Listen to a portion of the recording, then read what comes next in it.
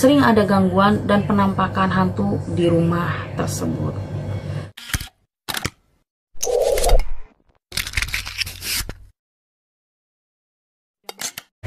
Hai, ketemu lagi dengan aku di sini, Rizva Vlog. Assalamualaikum warahmatullahi wabarakatuh. Gimana kabar kalian semuanya? Mudah-mudahan masih semangat, masih sehat, dan tentunya selalu ada dalam lindungan Tuhan Yang Maha Esa. Kemarin ini aku sempat disibukin dengan ini ya, dengan ini. Jadi kemarin ini saya ngurus-ngurusin buat nambah kontrak ya. Jadi alhamdulillah sekarang visanya sudah turun dan kontrak kerjanya pun sudah ada. Sebenarnya kontrak kerja sama visa itu ya barengan ya. Nah, ini jadi kontrak saya yang baru, di kontrak saya yang ketiga di bos yang ini. Dan mudah-mudahan di kontrak ketiga ini lancar-lancar aja dan saya bisa menyelesaikannya kembali sampai finish ya. Amin. Tetapi di sini bukan bahas itu ya. Jadi di sini saya akan membahas tentang rumah angker yang berada di Indonesia. Seperti yang tadi aku bilang, bahwa di video kali ini aku akan membahas tentang rumah-rumah angker yang berada di Indonesia. Nih, kalau kita bicara soal hal yang mistis ya, di Indonesia itu nggak bakal kehabisan tentang cerita-cerita mistis. Jadi pasti ada aja ya, dan entah kenapa kebanyakan orang Indonesia itu sangat menyukai dengan cerita-cerita mistis.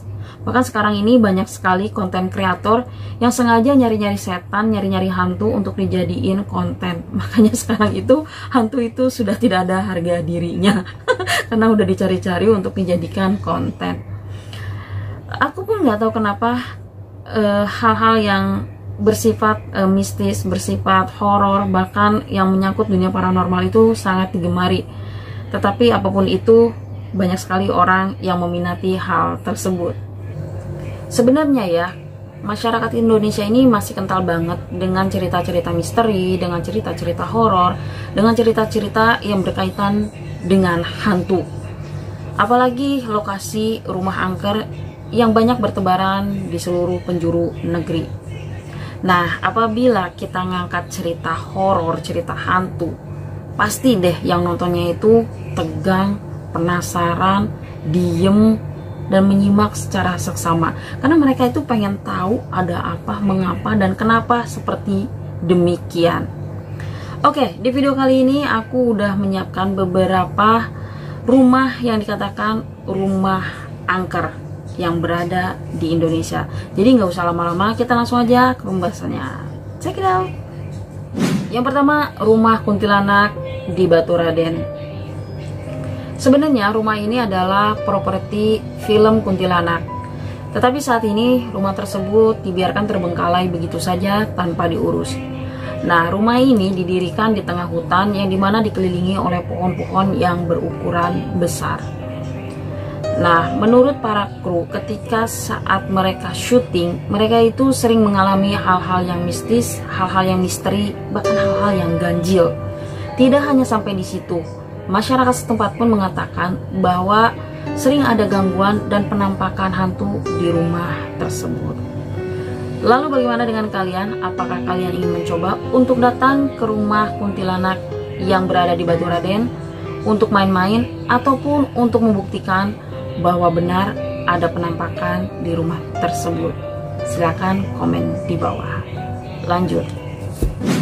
Yang kedua, rumah angker kolonial Belanda yang berada di Semarang. Nah, era kolonial Belanda di Indonesia itu berlangsung ratusan tahun. Selama itu juga meninggalkan bangunan-bangunan kolonial. Salah satunya adalah bangunan rumah era kolonial Belanda yang didirikan di tanah seluas 1 hektar sekitar tahun 1928 hingga 1930. Siapa pemilik pertama rumah tersebut itu nggak ada yang tahu.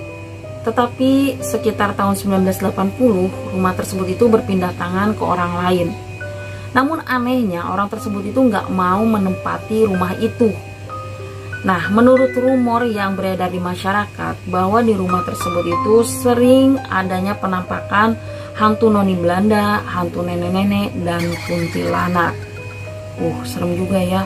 Rumahnya udah gede, terbengkalai, nggak ada yang ngisi, malah diisi sama Mbak Kun dan nenek-nenek juga hantu noni Belanda. Jadi lumayan juga, daripada nggak ada yang ngisi, diisi sama mereka deh. Tetapi rumor yang paling menggegerkan itu sekitar tahun 1930, di mana ditemukan mayat asisten rumah tangga yang mati bunuh diri. Nah, menurut kabarnya si arwah dari asisten rumah tangga ini penasaran, nggak tenang. Akhirnya dia menjadi arwah yang penasaran yang menghantui rumah besar tersebut. Serem juga. Ya, mungkin yang di Semarang tahu tentang cerita ini, silakan kalian share cerita kalian di kolom komentar. Kita lanjut ke yang berikutnya. Yang ketiga, rumah angker mewah yang berada di Cibubur. Rumah besar yang berdiri di atas lahan 100 meter persegi ini yang memiliki konsep bangunan Eropa klasik, yang dimana pilar-pilar khasnya yang sudah terbengkalai sekitar tahun 2009-an ya. Nah, jadi rumah ini tuh sebenarnya nggak ada hal-hal atau cerita-cerita yang tragis ya, seperti misalnya pembunuhan ataupun kisah bunuh diri, nggak ada di rumah ini ya. Tetapi katanya ketika malam hari datang, kerap terdengar adanya suara wanita yang bersenandung di rumah tersebut. Ternyata tidak hanya sampai di situ, kata masyarakat setempat bahwa di rumah itu juga sering ada penampakan hantu. Nah, dari cerita serem inilah banyak orang yang nggak mau untuk membeli rumah tersebut. Bahkan banyak juga orang yang tidak mau membeli rumah di sekitaran rumah tersebut. Wah, berarti saking seremnya ya. Jangankan untuk membeli rumahnya, rumah yang dikatakan seremnya itu, bahkan untuk membeli rumah yang di sekitaran rumah tersebut pun orang-orang itu nggak berani.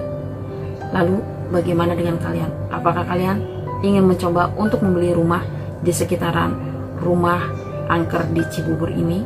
Silahkan komen di bawah. Kita lanjut ke yang berikutnya.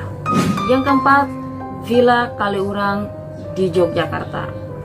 Nah, menurut kabar yang beredar bahwa villa ini didirikan zaman kolonial Belanda dan setelah itu menjadi milik Keraton Yogyakarta.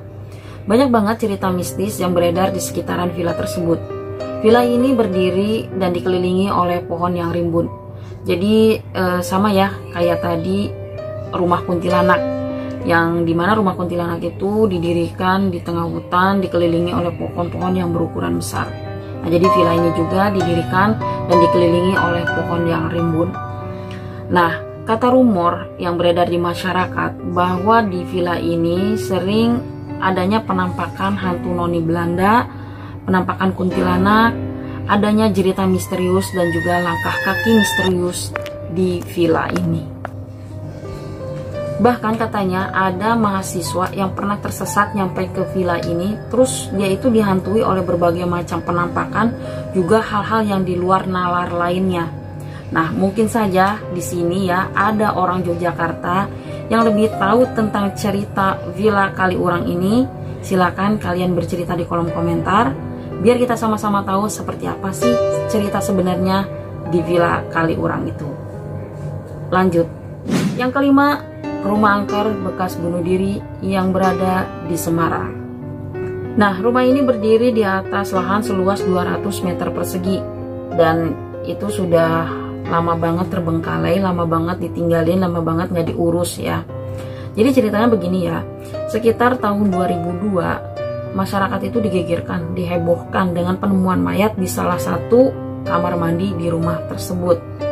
Nah, ternyata mayat tersebut itu adalah mayat anak pemilik rumah itu, yang dimana hasil penyelidikannya itu bahwa dia itu meninggal karena bunuh diri. Nah, dari insiden tersebut atau dari kejadian tersebut, rumah itu ditinggalkan, dikosongkan begitu saja, dan pemiliknya itu memilih untuk pindah keluar kota. Ya, namanya rumah udah menjadi tempat bunuh diri, terus ditinggalin, nggak ada yang menghuni, nggak ada yang ngerawat, otomatis hal-hal mistis itu, hal-hal misteri, hal-hal yang goib, hal-hal yang menyangkut dengan setan, dengan kunti, dengan pocong itu, dengan pokoknya yang seperti itu nggak usah diomongin lagi. Pasti itu ada. Karena biasanya kalau rumah sudah tidak berpenghuni, udah ditinggalin, udah dikosongin, udah dibiarkan begitu saja, maka itu sudah menjadi sarangnya atau tempatnya makhluk-makhluk halus atau makhluk goib.